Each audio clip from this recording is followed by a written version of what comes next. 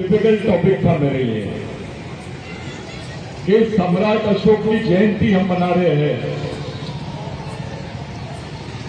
भारत में किसी राजा की जयंती मनाते हुए मैंने बाबा साहब को भी नहीं देखा। आप लोग बाबा साहब का जो कार्यकाल है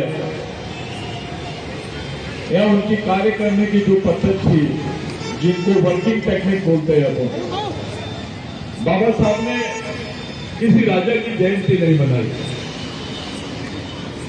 मुझे ऐसा भी उल्लेख कहीं नहीं मिला कि बाबा साहब ने इस बात पर कोई बहुत बड़ा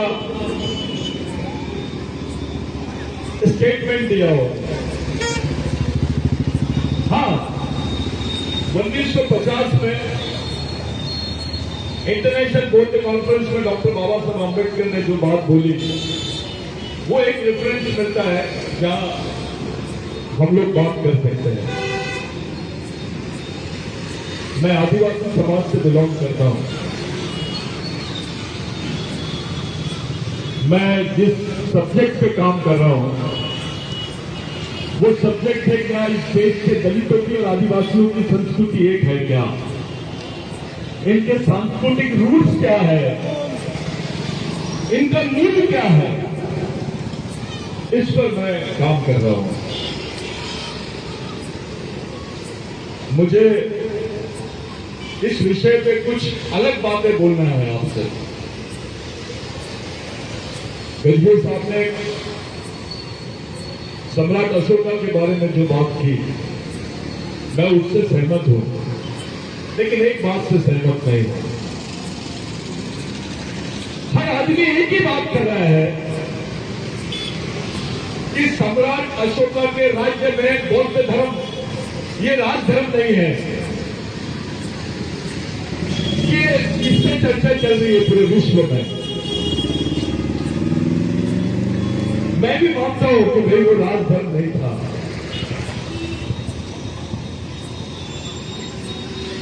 सम्राट अशोका का काल ऐसा था जब पूरी विचारधारा धर्म का रूप ले रही थी। उससे पहले मनुवादियों के किसी धर्म का भी उल्लेख नहीं है।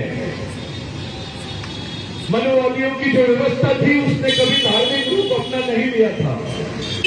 जो वैदिक संस्कृति थी वो वैदिक संस्कृति लेकर वो लोग यहां पर आए, ये उल्लेख मिलता है। वो बाहरी थे, ये भी उल्लेख मिलता है। लेकिन वहां धर्म था, कोई हिंदू धर्म था, कोई ब्राह्मण धर्म था या वैदिक धर्म का, ऐसा कोई उल्लेख उस वक्त नहीं मिलता। सम्राट अशोका का पहला राज्य है हम लोगों के लिए जिसमें प्राकृत भाषा को राजभाषा का दर्जा दिया गया। आप जितने स्क्रिप्ट देखेंगे, जो अवशेष आपको शिलालेख सम्राट अशोका के लिखेंगे, उसमें सबसे ज्यादा शिलालेख जो है वो प्राकृत भाषा के हैं। ये प्राकृत भाषा ही पाली की जननी है। मैं ये बात आप लोगों को इसलिए बता रहा हूं कि इसको एक आंदोलन के रूप में हम लोगों ने स्वीकार करना चाहिए। जो बात से मैं बात करना चाहता हूं, मैं आपको समझा सकूं या मैं आपको आपका प्रबोधन कर सकूं, इस उद्देश्य से मैं नहीं आया। लेकिन मेरा उद्देश्य कुछ और है। मैं डॉक्टर बाबा साहब अम्बेडकर की उस थ्योरी को मानता हूं जिस थ्योरी ने विश्व में किसी व्यक्ति ने किसी धर्म पे कभी कोई अमेंडमेंट नहीं किया। बाबा साहब पहले आदमी थे जिन्होंने बौद्ध धर्म में भी अमेंडमेंट किया। जो 22% में डॉक्टर बाबा साहब अम्बेडकर ने दी थी, वो कहां मिलती है हमको? कौन से यहां पे मिलती है? ये पहला व्यक्ति है जिसने अमेंडमेंट किया। उसमें सत्य शोधक कंसेप्ट भी दिखाई देती है, उसमें हमारी सांस्कृतिक कंसेप्ट भी दिखाई देती है, उसमें विद्रोह का रास्ता भी दिखाई देता है। सबसे बड़ी चीज ये होती है समाज परिवर्तन के मार्ग में हमको क्या नहीं हो रहा, क्या नहीं चाहिए, ये बड़ी बात है। क्या चाहिए दूसरा प्रश्न है। और बाबा साहब की काम करने की जो टेक्निक है वो यही थी। उसी टेक्निक में चश्मा पहन के मैं जब देखता हूं तो जो प्राकृत भाषा है वो प्राकृत भाषा उस वक्त अशोका के काल में राजभाषा थी। इसीलिए थी क्योंकि ग्रीक में भी प्राकृत भाषा के अवशेष मिले हैं। ये झूठ बोलते हैं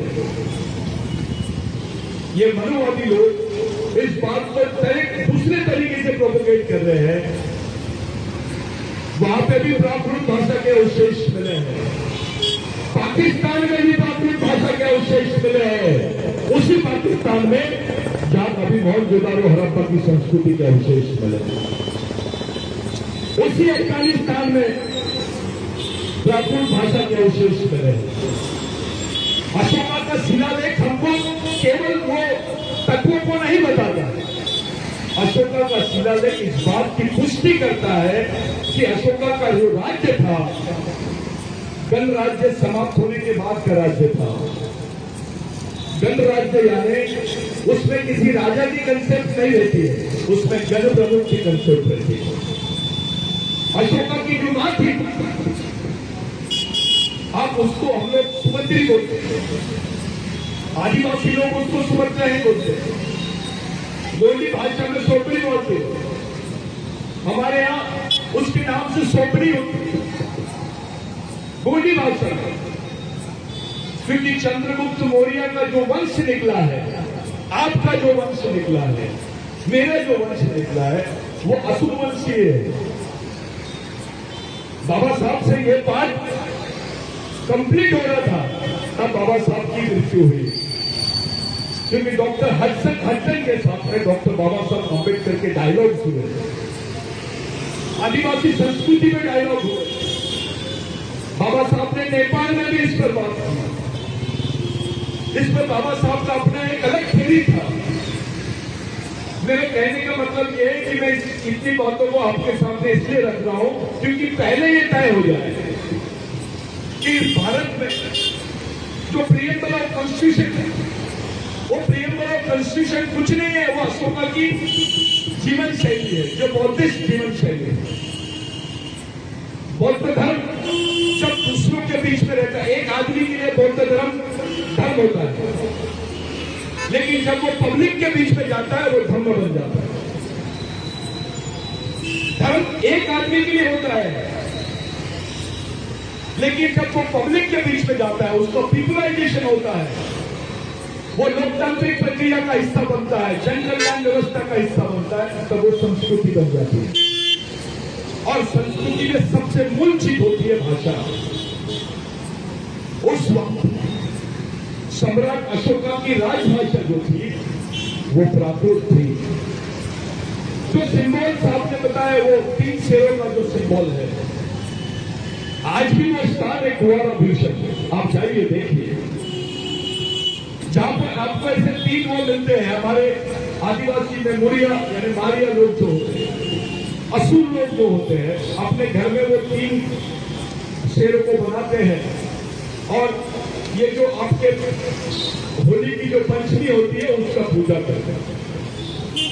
वो सिंबल है, वो कल्चरल सिंबल है, वो हमारा केवल राज सिंहासन का सिंबल नहीं है। वो